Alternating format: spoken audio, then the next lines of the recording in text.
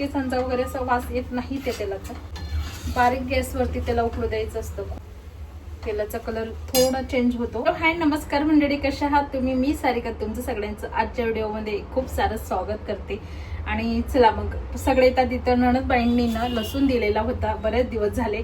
त्याला साफ करून घेतला पूर्ण. आणि त्यानंतर म्हटलं चला आता इथे ठेवलेला होता तो घाण म्हणजे घाण दिसत होता, चांगला पण नाही वाटत होता.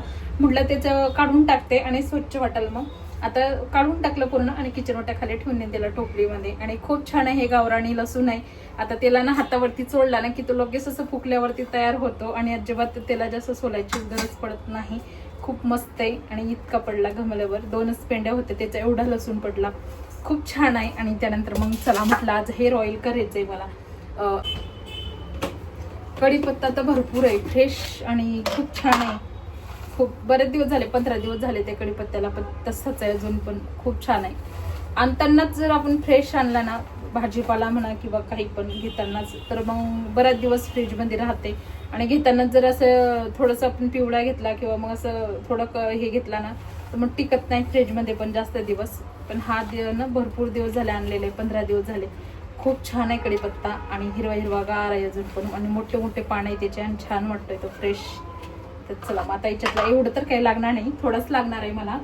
तो मी काढून घेते आता, एका प्लेटमध्ये काढून घेते सगळं काही साहित्य. थोडा वेळ वाट. आता ओमला प्यायची चहा, आमच्यापेक्षा त्याला चहाची तलप लागते. आता मी चहाची एवढी काही शौकीन पण नाहीये, मला लागतो थोडा चहा लागतो. सकाळ संध्याकाळी मी अर्धा कपच पिते, खूप जास्त चहा मला आवडत पण नाही. आणि त्यानंतर मग त्यांना पण असं जास्त चहाचं वगैरे नाही. आता सकाळी कधी कधी मला कधी लेट झाला ना उठायला, तर ते बिना चहाचेच जातात, मग उठवत पण नाही कधी कधी चहा करायला. मी उलट त्यांना म्हणते मला उठायला काय झालं तुम्हाला, मी अशी बोलते त्यांना. तेव्हा मग कुठं मग चला सगळे त्या तिथं हेअर ऑइल करायचं, गप्पा गोष्टी नंतर करते. कारण की 2 दिवस झाले हेअर ऑइल बनवायचंच राहते माझं. तसंच आज बनवून घेते, आता वेळ आहे तोपर्यंत.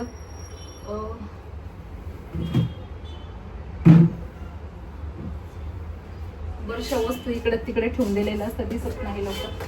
आता मेथी दाणे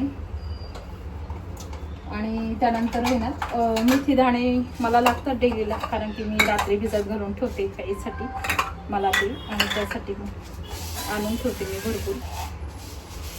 आता मेथी दाणे पण घेतले. सगळं साहित्य मी तुम्हाला दाखवते नंतर. काढून घेते आधी एका वाटीमध्ये. आणि त्यानंतर लवंग घ्यायची ना, लवंग पण काढून ठेवते.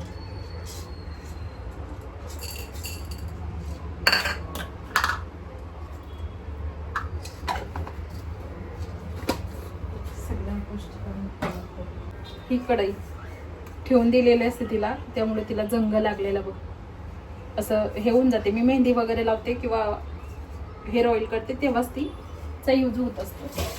अर्धा किलोची ना तेलाची बॉटल घेतलेली आहे. आता ते पूर्ण तेल मी कढईमध्ये टाकून देणार आहे. आणि त्यानंतर सगळं साहित्य मी काढून घेतलेलं आहे. इथं कढीपत्ता, लवंग आणि त्यानंतर एक कांदा, मी मोठा कांदा कट करून घेतलेला आहे. आणि मेथी दाणे हे सगळं टाकणार आहे मी. आणि त्यामध्ये ना जास्वंदाची फुलं पण सुकवलेले आणून ठेवलेले मी गावाकडनं, ते पण मी आता त्यामध्ये ॲड करत असते. त्यानंतर इथे कढईमध्ये तेल टाकून घेतलं आणि सगळं साहित्य आपल्याला टाकून घ्यायचं. पण मी चॅनलवरती ना आपल्या तेलाची ना व्हिडिओ शेअर केलेला आहे, तुम्ही नक्कीच बघा. आणि तुम्हाला जर व्हिडिओ आवडला असेल तर व्हिडिओला लाईक शेअर नक्कीच करत जा आणि चॅनलला सबस्क्राईब करा.